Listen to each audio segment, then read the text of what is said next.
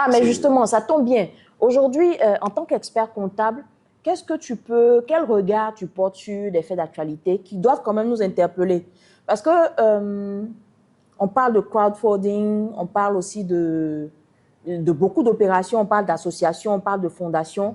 Mais qu'est-ce que le profane doit savoir aujourd'hui pour la conduite à tenir en rapport avec ce genre d'activité? Prenons le cas de la fondation. Vous voyez, par exemple, j'en parlais il y a quelques temps avec quelqu'un, je disais, vous savez, il y a quelques jours, on en a, et moi j'aime pas trop le thème influenceur, mais on a un acteur des réseaux sociaux qui a levé des fonds, et bon, d'abord il a créé une fondation, et puis il a levé des fonds pour un acteur qu'on connaît tous, hein, et comme on appelle les fortunés qui passent dans une émission, je crois qu'il fait, moi je ne regarde pas la télévision, et ces émissions, mais je sais qu'il y a une émission qui passe, et dans laquelle il est et tout et tout.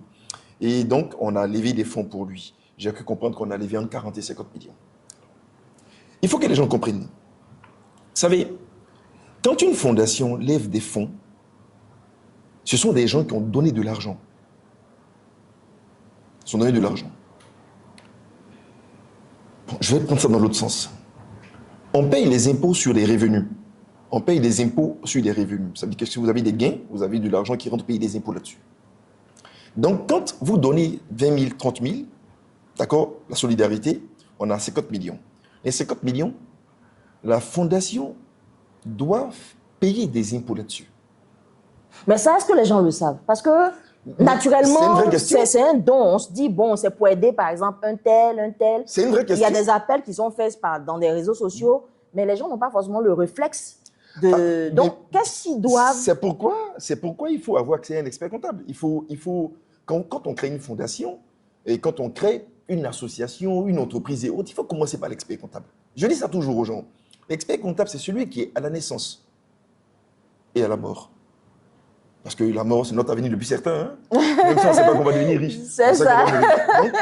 L'expert comptable, c'est celui qui est, depuis la gestation du projet jusqu'à la mort du projet.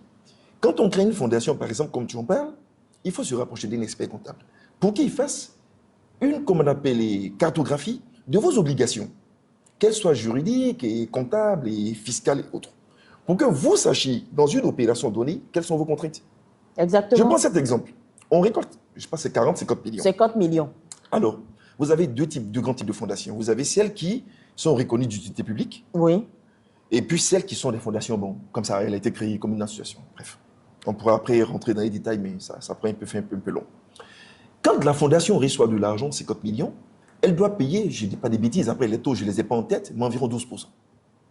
12% qui représentent un droit d'enregistrement des fonds qui ont été reçus des particuliers.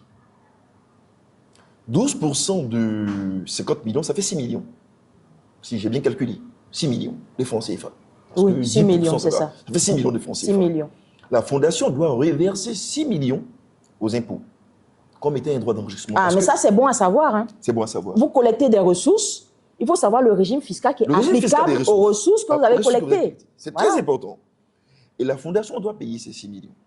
Maintenant, j'entends dire, les 50 millions vont servir à payer un véhicule d'un côté, et puis la villa, une villa, de et puis donner 5 millions ou 10 millions en espèces pour faire une activité. Il faut payer des impôts là-dessus. Oui.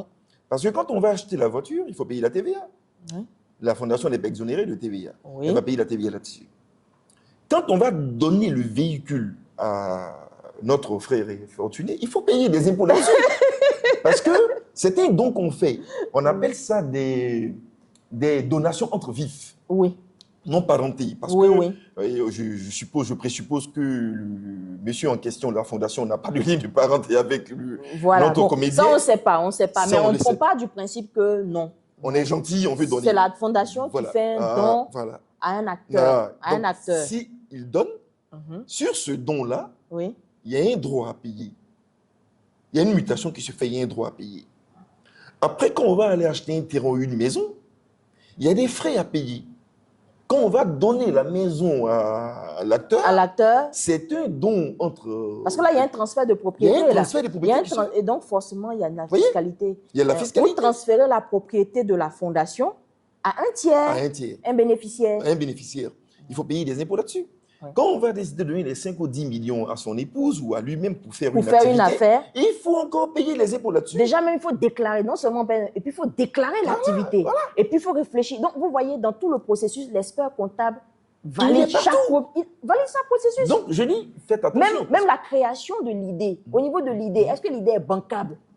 Parce qu'on a Si les on 5 parle de millions. l'entreprise, oui. Non, Voilà. l'idée du projet, les 5 L'idée millions, du oui. projet, là, les 5 millions qu'on va affecter au projet, on doit savoir, est-ce qu'on ne va pas Le jeter projet, de il est l'argent là? tenable, est-ce Est-ce que le qu'il va projet il vraiment est créer de la viable? valeur, tout. Donc, Il c'est faut pour dire, regarder même ça. avant même de créer une entreprise, il faut parler du projet, des idées qu'on a déjà à l'expert Ah, l'expert comptable, comptable, il va pour qu'il vous puisse orienter. avoir, vous donner un prévisionnel. Bien sûr, bien sûr.